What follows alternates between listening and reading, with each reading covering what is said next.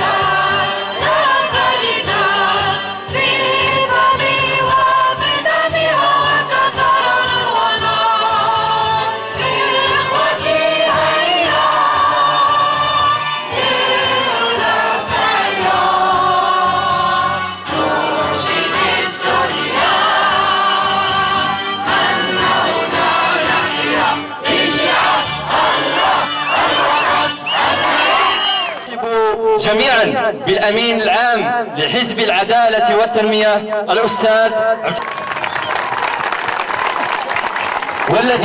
والذي نتوجه إليه بالشكر لتشريفه لنا بمدينة العيون. كما نرحب بالحضور بكل الحضور على تلبيته لدعوة الحضور لهذا المهرجان التواصلي، مهرجان يأتي استمرارا لسلسلة من اللقاءات التواصلية التي ينظمها الحزب. وحزب العدالة والتنمية ليس هو الحزب الذي ينتظر وصول المحطات الانتخابية للخروج في خرجات دعائية. حزب العدالة والتنمية بمدينة العيون الشرقية هو على تنظيم ندوات محاضرات ومهرجانات تواصلية مع الساكنة العيونية، بدءا بقافلة المصباح التي أطرتها مجموعة برلمانية فاستضافت الأمين العام السابق الدكتور سعد الدين العثماني، واستضافت قيادات أخرى وطنية كالمقرئ الإدريسي والأستاذ عبد العزيز أفتاتي، وقيادات جهوية وكذا إقليمية. برنامجنا لهذه الأمسية يتوسع بين فقرة إنشادية لمجموعة إبداع الفنية التابعة لجمعية إقرأ الثقافية من مدينة العيون الشرقية برئاسة الأستاذ أحمد الداج، مع وصلة إنشادية عبيرها اللحن العذب وزهورها الكلم الطيب. هذا ونذكركم جميعا أن كلمة الأستاذ الإله بن كيران الأستاذ الأمين العام لحزب العدالة والتنمية ستكون مباشرة بعد هذه الوصلة الإنشادية، فلتتقدم المجموعة بباقتها الإنشادية.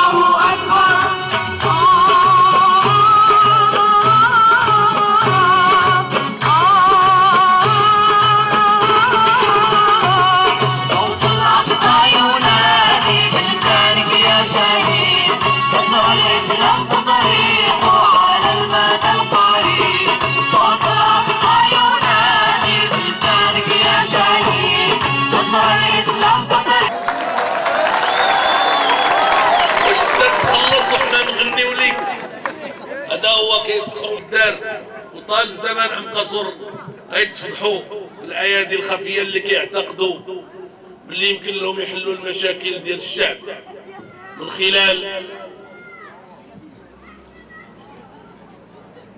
النوع من الالهاء والاغواء والاغراء والاشغال. الشعب المغربي بغى المعقول اولا. الشعب المغربي شعب يريد ان يرى ولاة اموره مشغولين في حفظ عقيدته ودينه ومبادئه واخلاقه، حريصين عليها. الشعب المغربي يريد أن يرى ولاة أموره مشغولين في إنصاف مواطنيه وإقامة العدل بينهم وفي الحنو على فقيرهم والالتفات لأرملتهم والانتباه لشيخهم العاجز وعجوزهم التي لم يبقى لها من يرعاها. لماذا أقول لكم هذا الكلام؟ أقول لكم هذا الكلام لأنبهكم أن الزمان لم يبقى هو الزمان، أن الزمان قد تغير، وأنه آن الأوان